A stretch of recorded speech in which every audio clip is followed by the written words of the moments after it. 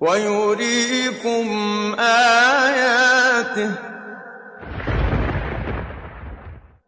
فأي آيات الله تنكرون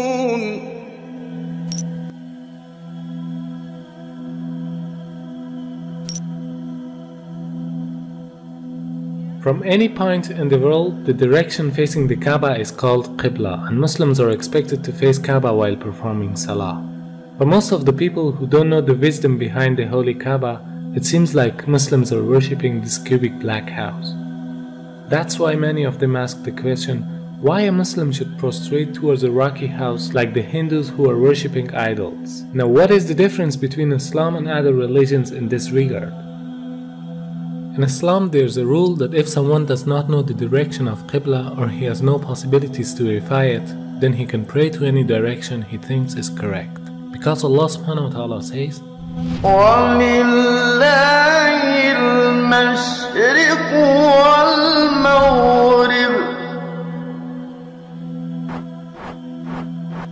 وَلِلَّهِ الْمَشْرِقُ وَالْمَغْرِبُ فَأَيْنَمَا تُوَلُّوا فَثَمَّ وَجْهُ اللَّهِ إِنَّ اللَّهَ وَاسِعٌ عَلِيمٌ.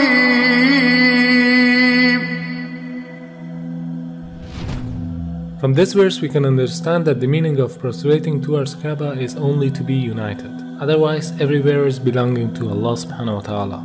No Muslim ever worships the Kaaba when you offer Salah. Kaaba is the Qibla, it is the direction. We Muslims, we believe in unity. Now when we offer Salah, suppose you want to offer Salah here. Some will say, let's face north, some will say south, some will say east, some will say west. For unity, Allah says in the Quran, Surah Baqarah, that wherever you are, face towards the Kaaba. So Kaaba is the Qibla, it is the direction. So we are facing in that direction, but no one worships the Kaaba. At the time of the Prophet, there were Sahabas, there were companions of the Prophet who stood on the Kaaba and gave the azan. No idol worshipper will ever stand on the Kaaba and give the azan. Proving that no Muslim ever worships the Kaaba, it's only the Qibla, it's a direction. Not only Salah towards the Kaaba, rather the circumambulation is also a sign of unity. If you look to the creation, from the tiny world of quantum to the huge celestial bodies in the universe, from the very atom to the biggest stars and planets, they are all rotating and circumambulating around a certain axis in a counterclockwise direction. And this is exactly what the Muslims are doing around the Kaaba. So in Islam, it's an act of worship. It means in nature everything is worshipping the Almighty Creator, but not the body which is in the center of the circumambulation. This represents the unity in the whole creation.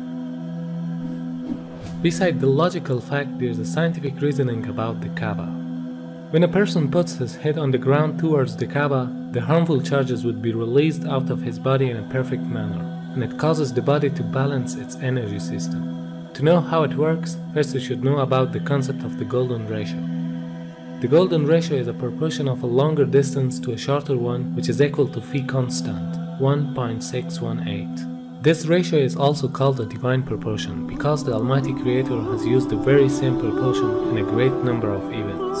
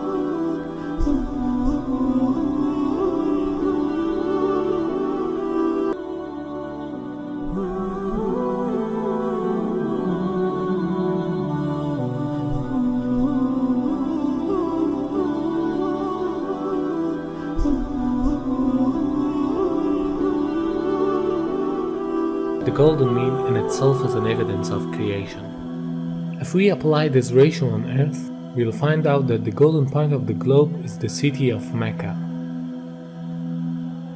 whereas the golden point of Mecca is holy Kaaba.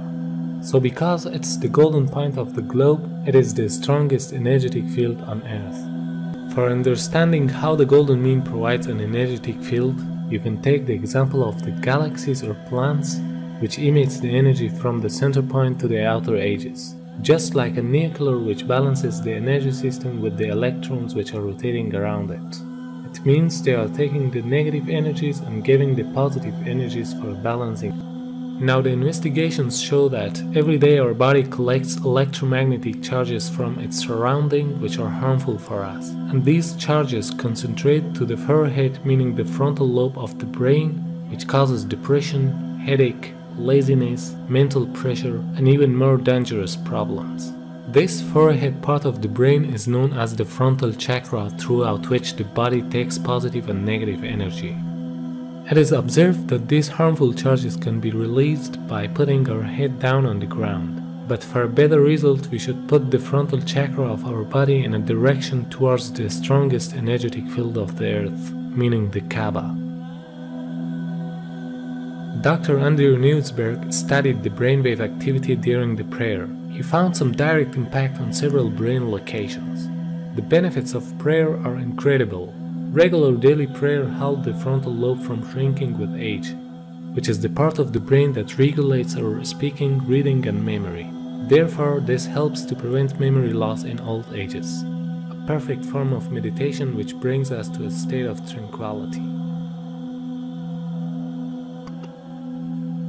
The latitude of the coordinates of Kaaba is 21 degrees and 25 minutes. The first verse that describes Kaaba is the verse 225. Could this mathematic harmony be a simple coincidence? The possibility of numbers depicted in the Quran with order number 114 rising until verse 286, which describe the Kaaba for the first time, has a chance of 1 in 100,000 for them to appear next to each other.